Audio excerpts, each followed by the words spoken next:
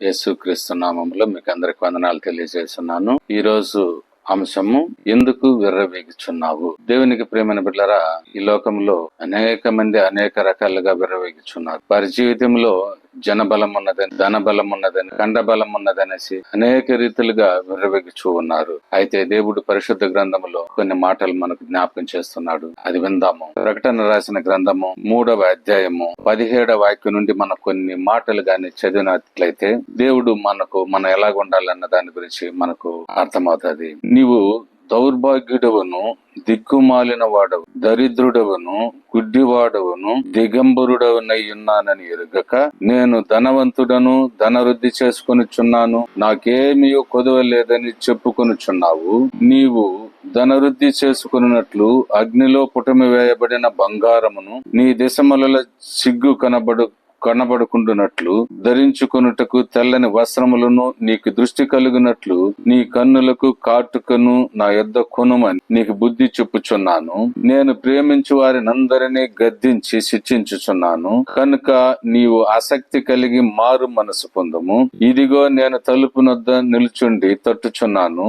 ఎవడైనను నా స్వరము విని తలుపు తీసిన ఎడల నేను అతని యొద్దకు వచ్చి అతనితో నేనును, నాతో కూడా అతడును భోజనము చేయుదుము అని దేవుడు చెప్తున్నాడు. కాబట్టి దేవునికి ప్రేమైన బిడ్డలారా, ఇక్కడ బాగా గమనించండి.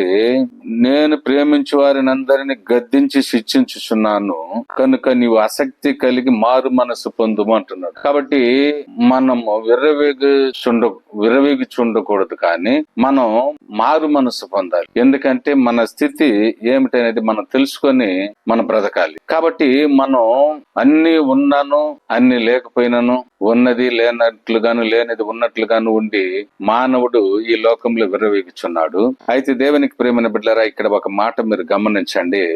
ఆదికాండము 32వ అధ్యాయం 24వ వాక్యంలో కానీ మనం చూసినట్లయితే, యాకోబు ఆయన దాదాపు 12 మంది సంతానం కలిగిన వ్యక్తి, మరి 4 భార్యలను కలిగిన వ్యక్తి, అన్నదమ్ములు ఉన్నారు, తన మామగారు ఉన్నారు, అనేక మంది పనివారు ఉన్నారు, అనేకమైన ఆస్తి కూడా ఉన్నది.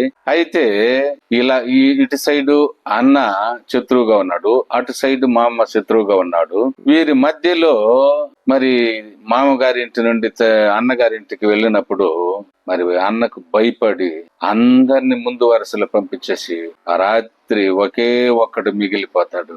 ఆయన ఆ రాత్రి అంతా దేవుని సన్నిధిలో ప్రార్థన చేసి బ్రతిమలాడి కాపాడమని గోజాడుకుంటాడు. అంటే బంధువులున్నారు, ధనమున్నది, ఆస్తి ఉన్నది, భార్యలు ఉన్నారు, బిడ్డలు ఉన్నారు, అయినా భయపడుతున్నాడు.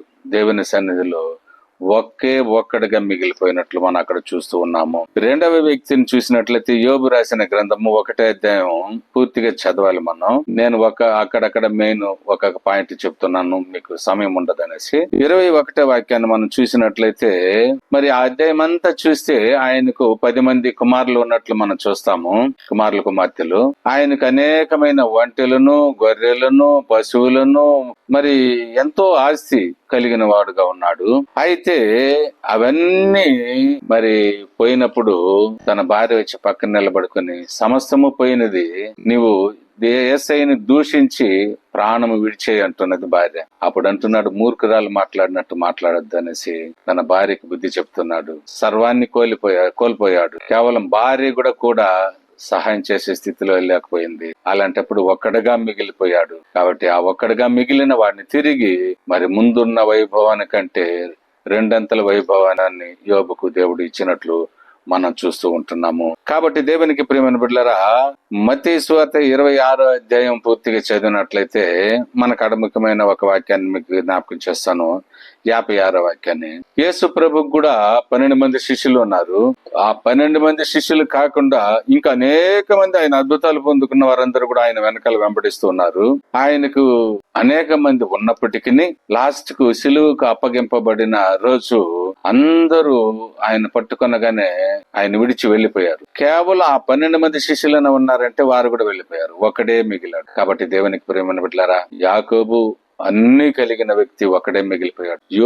యోబు అన్ని కలిగిన వ్యక్తి ఒకడిగా మిగిలిపోయాడు. యేసు ప్రభు అన్ని కలిగిన వ్యక్తి ఒకడిగా మిగిలిపోయాడు. నీవెందుకు విర్రవీగుచున్నావు? నీవు కూడా ఒక్కడే అనేది నీకు గుర్తురాలా? అన్ని ఉన్నది అనుకుంటున్నావు. వీరికంటే ఎక్కువ నీకు లేదు, యాకోబు కంటే ఎక్కువ నీకు లేదు, యోబు కంటే నీకు ఎక్కువ లేదు, యేసు ప్రభు కంటే నీకు ఎక్కువ లేదు. వీరు నీకంటే 1000 రెట్లు ఎక్కువగా ఉన్న వ్యక్తులే ఒక్కరిగా మిగిలిపోయారు. అయితే వారిలో 1000 రెట్లలో ఒక భాగం లేని మనుషులు మనం. ఈ రోజు వారు ఎంత తగ్గించుకొని బతికారంటే అంత తగ్గించుకొని బతికి దేవుని పాదాలను వెతుక్కుంటూ, దేవుని పాదాల యొద్ద గోజాడుకుంటూ బతికిన వాళ్ళు అన్ని కలిగిన వ్యక్తులైనప్పటికీ. అయితే ఈ రోజుల్లో కొంతమందికి అన్ని ఉండొచ్చు, కొంతమందికి ఏమీ లేకుండా ఉండొచ్చు.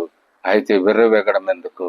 అది మంచిది కాదు. కాబట్టి మన సమస్తాన్ని విడిచిపెట్టి ప్రభు సన్నిధిలో మనం గోంజాడే వ్యక్తులుగా ఉండాలి, ఆయన పూజించే వ్యక్తులుగా ఉండాలి. యేసు ప్రభువే కాపాడేవాడు. నీకు ఎన్ని ఉన్నా ఏమి లేకపోయినా యేసు ప్రభువే నిన్ను రక్షించేవాడు. కనుక ఈ లోకంలో ఉన్నంత కాలం మనం విర్రవేగినట్లయితే మనం ఏమి తీసుకుని పోయేది లేదు.